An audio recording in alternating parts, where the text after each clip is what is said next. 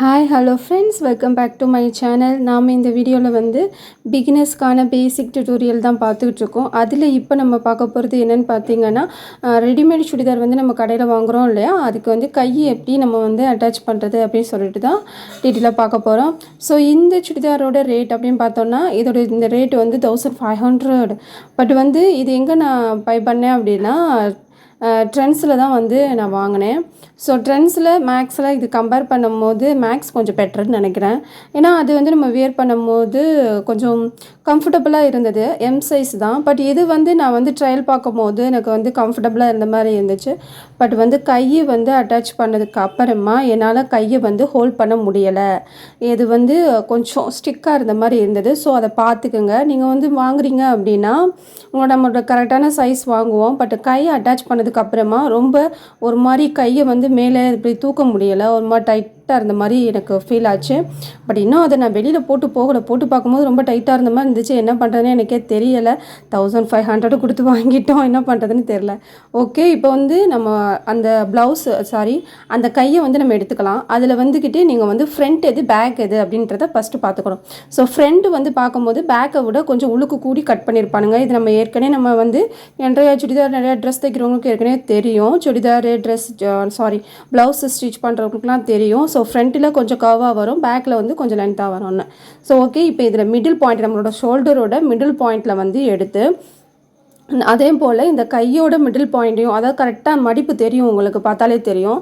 So இருந்தாலுமே நீங்கள் வந்து ரெண்டு பக்கமும் சமமாக இருக்கா அப்படின்றத பார்த்து மிடில் பாயிண்ட்டை எடுத்து இந்த ஷோல்டரோட மிடில் பாயிண்டில் வந்து நீங்கள் ஃபஸ்ட்டு வந்து ஒரு பின்னு வச்சு ஸ்டிக் பண்ணிவிடுங்க. அதுதான் பெஸ்ட்டு. ஃபஸ்ட்டு நம்ம கை வச்சு தைக்கிறத விட இந்த மாதிரி பின் வச்சு ஸ்டிக் பண்ணிக்கிட்டிங்கன்னா ரொம்பவே ஈஸியாக இருக்கும். ஸோ இதே மாதிரி நம்ம என்ன பண்ணலான்னா, அப்படியே நீங்கள் பார்த்தீங்கன்னா உங்களுக்கே தெரியும், அதே போலேயே நீங்கள் வந்து ஸ்டிக் பண்ணுங்கள்.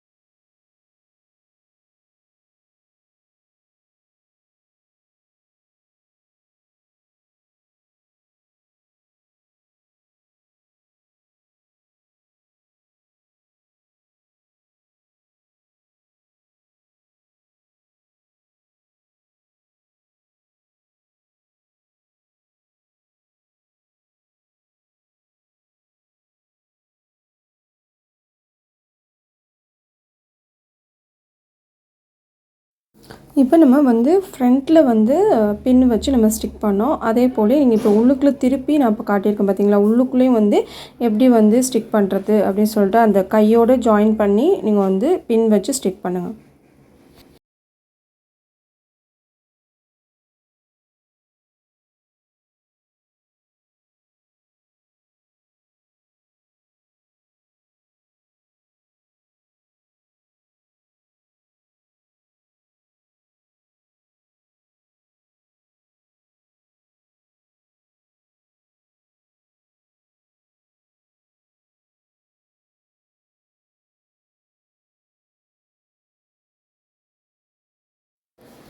ஸோ நம்ம வந்து இது வந்து பிகினர்ஸ்க்கான வீடியோ தான். நீங்கள் வந்து புதுசாக கற்றுக்கிட்டு இருக்கீங்க அப்படின்னா இந்த மாதிரி நீங்கள் 1 by 1 அந்த பின்னு வச்சு நீங்கள் கரெக்டாக ஈவனாக வச்சு அதில் ஸ்டிக் பண்ணிவிட்டு அப்புறமா நீங்கள் தைச்சிங்கன்னா ரொம்பவே ஈஸியாக இருக்கும். ஸோ நம்ம அப்படியே பின் பண்ணாமல் தைக்கும் போது ஒரு பக்கம் கூட போகலாம், குறைய போகலாம். நீங்கள் இந்த மாதிரி கரெக்டாக 5 இன்ச்சில் வந்து தையலுக்கு மட்டும் யூஸ் பண்ணி நம்ம பின் பண்ணும் போது நமக்கு வந்து கரெக்டாக இருக்கும். ஸோ நீங்களும் இந்த மாதிரி ட்ரை பண்ணி பாருங்கள். நீங்களும் ட்ரை பண்ணி பார்த்துட்டு எனக்கு கமெண்ட் பண்ணுங்கள். நீங்களும் கரெக்டாக வந்து ஒரு ரெடிமேட் சுடிதாரில் வந்து கை வந்து கரெக்டாக ஸ்டிச் பண்ணிங்களா அப்படின்றத நமக்கு கமெண்ட் பண்ணுங்கள். ஸோ இப்போ வந்துக்கிட்டு நம்ம 2 பக்கமும் பின் பண்ணியாச்சு. ஸோ 2 பக்கமே பின் பண்ணி பார்க்கும்போது நமக்கு ஃபுல்லாக ஒரு கை மாதிரி நம்ம கரெக்டாக தெரியும். தைக்காமல் பார்க்கும்போது கையை வந்து நம்ம கரெக்டாக அட்டாச் பண்ணிட்டோம். ஸோ பண்ணதுக்கு அப்புறமா இந்த லாஸ்ட் கார்னர் கரெக்டாக நம்மளோட அக்கிள்ஸ் அடியில் வர தையல் இருக்கு இல்லையா, அந்த இடத்துல 2ஐயும் கொண்டு வந்து ஜாயின் பண்ணிவிடுங்க.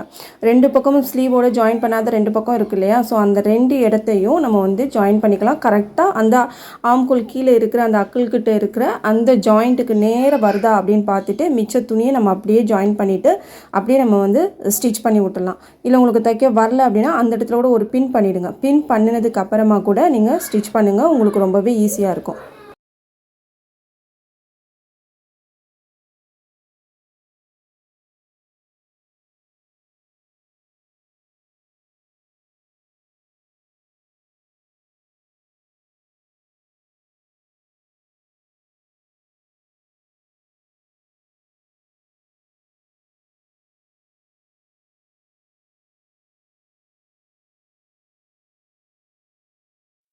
ஸோ இப்போ பார்த்தா உங்களுக்கு தெரியும் நம்ம வந்து தச்சிட்டோம். இப்போ நம்ம வந்து ஃபுல்லாக ஒரு கை வந்து எந்த அளவுக்கு நம்மளோட அக்களுக்கு தேவைப்படுதோ அந்த அளவுக்கு நம்ம வந்து ஸ்டிச் பண்ணியாச்சு.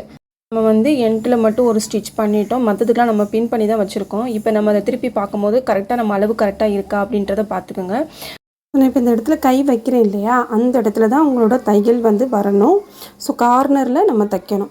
இப்போ வந்து நீங்கள் அக்கிள் சைடில் வந்துட்டு நம்ம எல்லாமே பின் பண்ணிட்டோம், ஸ்டிச்சும் பண்ணிட்டோம், லாஸ்ட்டில் கையை வந்து ஜாயின் பண்ணுறதுக்கான தையலும் போட்டோம். இப்போ இதையும் நம்மளோட சுடிதாரையும் நம்ம வந்து அட்டாச் பண்ணணும். ஸோ அதுக்கு நம்மளோட அக்கிள் சைடு இருக்கு இல்லையா, அந்த கார்னர் தையல் சைடை எடுத்துக்கோங்க. அதுதானே தையலோட எண்டு. ஸோ அந்த இடத்துல நீங்கள் கரெக்டாக ஜாயின் பண்ணி நான் சொன்னேன் இல்லையா, கார்னரில் நீங்கள் வந்து ஸ்டிச் பண்ணுங்க.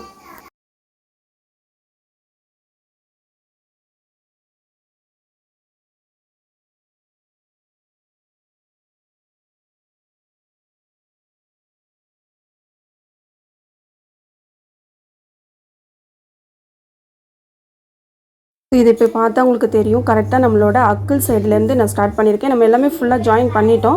ஸோ நம்ம லாஸ்ட்டாக வந்து ஒரு தையல் மட்டும்தான் போடணும். நீங்கள் இந்த லாஸ்ட்டாக வந்து தையல் போடும்போது உங்களுக்கு தேவையில்லாமல் இன்னொரு ஸ்டிச்சிங் போட வேண்டியது இருக்காது. இன்னொரு தையல் போட்டிருப்பாங்க இல்லையா, அந்த இடத்துல தையல் போட்டிங்கன்னா நம்ம இந்த இடத்துலையும் ஒரு தையல் போடுற மாதிரி இருக்கும். ஸோ ஃபஸ்ட்டே நீங்கள் வந்து கார்னரில் ஸ்டிச் பண்ணிட்டீங்கன்னா நீங்கள் வந்து எக்ஸ்ட்ரா தையல் போட வேண்டியது இருக்காது. அதனால தான் நம்ம இந்த மாதிரி ஸ்டிச் பண்ண சொல்கிறோம். ஸோ இது உங்களுக்கு பிகினர்ஸுக்கு ரொம்பவே ஈஸியாக இருக்கும், ரொம்ப ஹெல்ப்ஃபுல்லாக இருக்கும். ஸோ இதுக்கு நீங்கள் மேக்ஸிமம் எவ்வளோ வாங்கலாம் அப்படின்னா, கையை அட்டாச் பண்ணி நம்மளோட பிடிச்சும் நீங்கள் கொடுத்தீங்கன்னா 30 to 40 rupees வரைக்கும் வாங்கலாம். நான் வந்து நான் வந்து அதுக்கு ஏற்ற மாதிரி வெறும் கை மட்டும் ஸ்டிச் பண்ணுறதுனா 20 rupees வாங்குவேன். அதோட நம்ம வந்து ஆல்ட்ரேஷன் இந்த பக்கம் பிடிச்சி ஒரு தையல் மட்டும் பிடிச்சி கொடுங்க அப்படின்னு சொன்னாங்கன்னா 30 rupees வாங்குவேன். ஸோ நீங்களும் அதே மாதிரி வீட்டில் இருந்து தைக்கிறீங்க அப்படின்னா நீங்கள் 30 rupees வரைக்கும் வாங்கலாம். கடை இந்த மாதிரினா ஸோ கடை வச்சுருக்கிறவங்க அதுக்கேற்ற மாதிரி நீங்கள் வச்சுருப்பீங்க. ஸோ வீட்டிலேருந்து தைக்கிறவங்க வந்து 20, 30, 35 அதுக்கு மேலே ஸோ அதுக்கு கொடுக்க மாட்டாங்க நமக்கு வீட்டு பக்கத்தில் இருக்கிறவங்க. ஸோ 30 rupees வரைக்கும் நம்ம வந்து இந்த கை ஸ்டிச் பண்ணுறதுக்கு வாங்கலாம்.